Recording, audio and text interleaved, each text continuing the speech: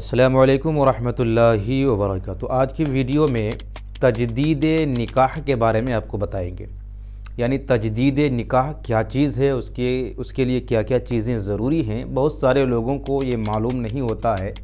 کہ تجدید نکاح کیا چیز ہے۔ ایک ہے نکاح جو عام طور پر جس کو کہا جاتا ہے، لوگ شادی بیاہ کرتے ہیں، اس میں جو نکاح سنت نبوی ہے وہ نکاح ہے، اور ایک ہے تجدید نکاح۔ کچھ لوگوں کو معلوم ہوتا ہے کہ تجدید نکاح کیا ہے، لیکن یہ معلوم نہیں ہوتا ہے کہ تجدید نکاح کا طریقہ کیا ہے، اس میں کیا کیا چیزیں ضروری ہیں، اس میں نیا مہر کی ضرورت ہے کیا۔ آج اسی پر بات کریں گے۔ سب سے پہلے تو آپ یہ جان لیں کہ تجدید نکاح کیا چیز ہے۔ تجدید نکاح ہے دوبارہ نکاح کرنا۔ ایک ہے نکاح کہ اجنبی مرد اجنبی عورت پہلی مرتبہ جب نکاح کرتا ہے آپس میں، وہ ہے نکاح۔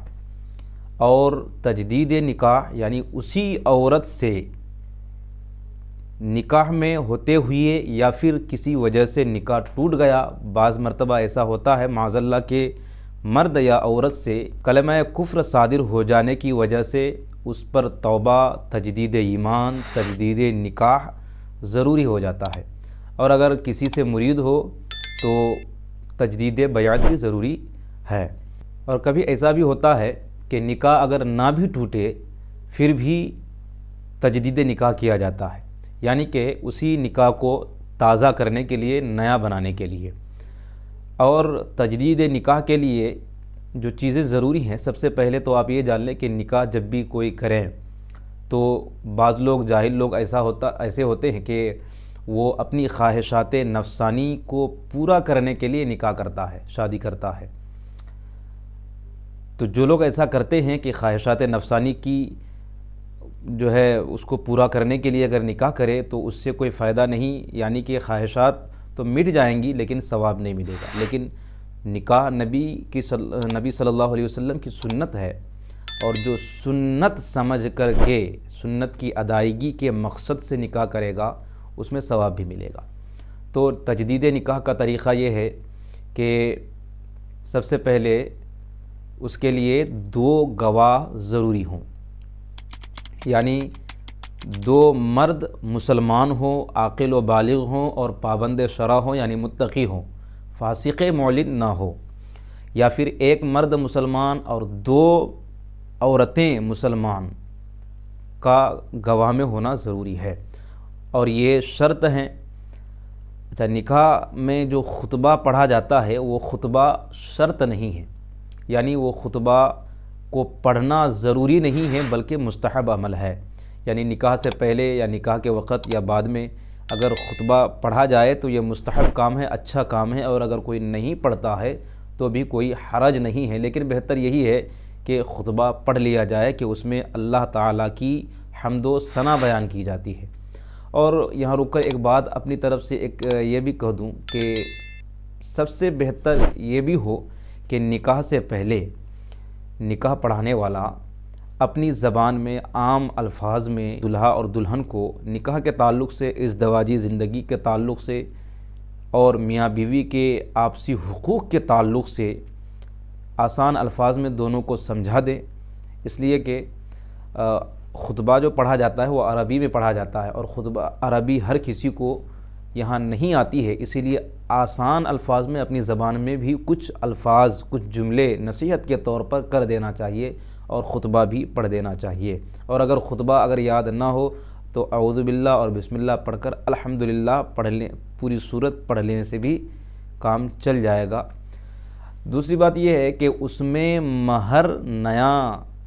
ضروری ہے کیا، یعنی اگر تجدید نکاح کوئی کر رہا ہے تو کیا نیا مہر بھی لگے گا؟ تو جی ہاں، نیا مہر بھی مقرر کرنا ضروری ہے۔ اگر تجدید نکاح آپ کر رہے ہیں تو اس میں مہر بھی الگ سے متعین کرنا پڑے گا، یعنی پہلے نکاح میں جو آپ نے مہر کیا تھا وہ کافی نہیں ہے بلکہ یہاں الگ سے پھر مہر لگے گا۔ اور دوسری چیز یہ ہے کہ نکاح کے وقت جو لوگ وہاں پر گواہ بنتے ہیں، اکثر یہی دیکھا جاتا ہے کہ نکاح کے وقت لوگ غائب ہو جاتے ہیں، یعنی پوری شادی میں